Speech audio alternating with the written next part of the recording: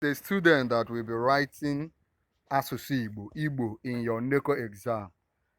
Gee ntị ka ịmalụ the topics ihe ị ga-eme expect n'ime hall. Ịmago na ihe a nara ya ka unu gụọ n'Igbo buru ibu. Mana through this video, you will be able to know the particular area that NECO will come from, ebe the questions will come from. So don't joke with it. Watch this video from beginning to the end, and you will be able to know the topics n'Igbo ebe ọ ga-esipụta ka ọ ghara ebe ịbanye ka ọ ghara edewa surprise. Okay? Part 1 bụ composition or letter writing. Under this part, a ga-eme expect ka ịza within 45 minutes, and a ga-enye gị ị ga-aza with 300 words. So there will be 5 questions. Under one of them, you're expected to write questions. Here, when you narrative, descriptive, argumentative, expository, dialogue, debate, and letter writing. So you game below. Near section A, among the 5 questions, you choose nke Gaza, you pick here, you answer. It is letter writing or composition. Do you understand? By the way, if you open it, you can add you to our WhatsApp group for exams. You can let me know.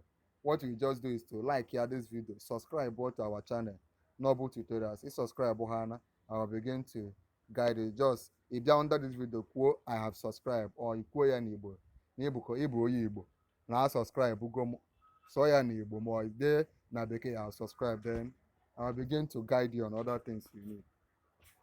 Number 2, but sound system.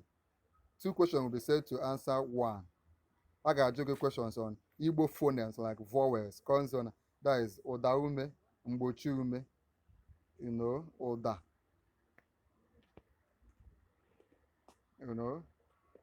Okay, number 3 area, I got joke question on grammar. Igbo grammar. Igbo grammar, like usoro odide spelling. Kasa Igbo dialect and standard Igbo, that is Igbo izugbe na olundi or olumba. Then I got to get things like noun, verb, pronoun, like aha, nnọchi aha, mkpaha, mbuzo, ngwa, enyemaka ngwa, ntimkpu, na atụmatụ okwu ndị ọzọ dị iche iche.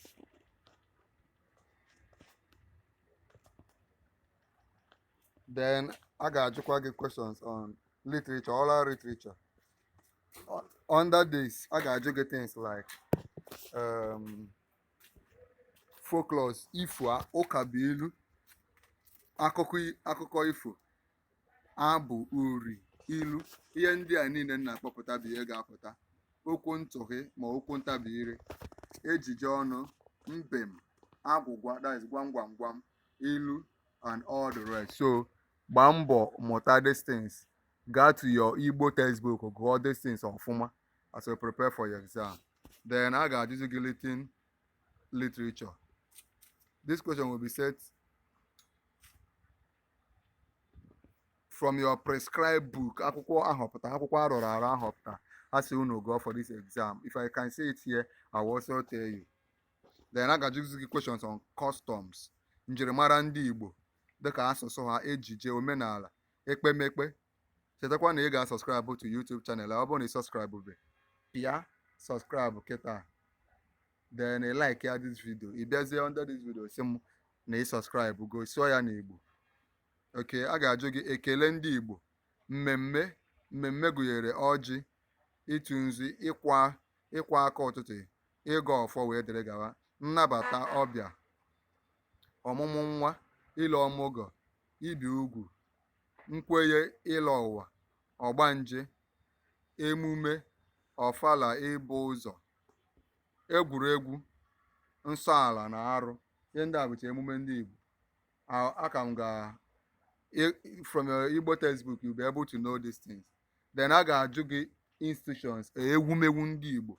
Under it, ewere ezinụlọ, ndị eze ọdịnala, nze na ọzọ, ụmụ ọkpọ, ụmụada, otu ọgbọ, otu nzuzo, otu ndị inyom, ụmụnna, ogbe, that is otu ndị ogbe na obodo.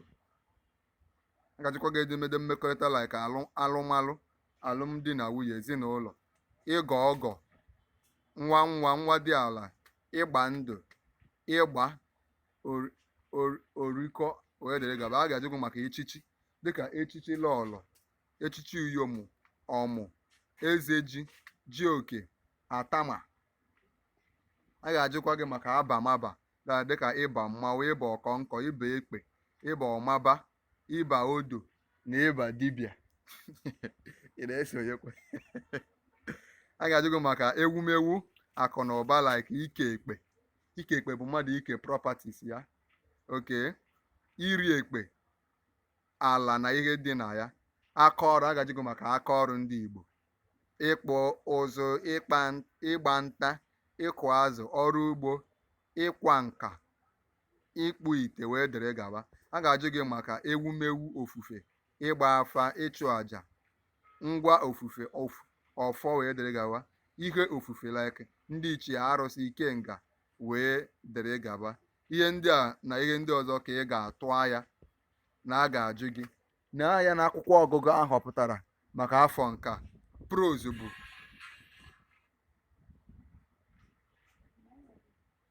jụọ Obinna. Enere anya unu ga-agụ ji Obinna by Tony Obesie. Agụgụ m ya. A ga-ajụkwa jee sie mmadụ ekwe, otu isi aka, poetry ịnọ ụzọ Ọmawadike, akọ na uche. Abụ ndị ahọpụtara bụ ọchịchị, onye ndu, nneọma, oke echiche, asịla m na ọ dị mma, ihe ụwa, jiri nwayọọ, eziokwu, mma nwanyị, ala Igbo, ndị mara ụwa, ọjị, elu ụwa, nwa amaka, egwu orimado, ihe dị mma, oru, onye enweghị owo. Oral literature bụ akọmakọ. Poetry bụ G.I. Wazọ. Ihe ndị a, if you want me to send you this material so that you can read them up, just subscribe and tell me to send them to you and I'll read them up. If there is anything you don't understand in any way in Igbo, just let me know and I will send these things to you. I wish you all the best in your exam.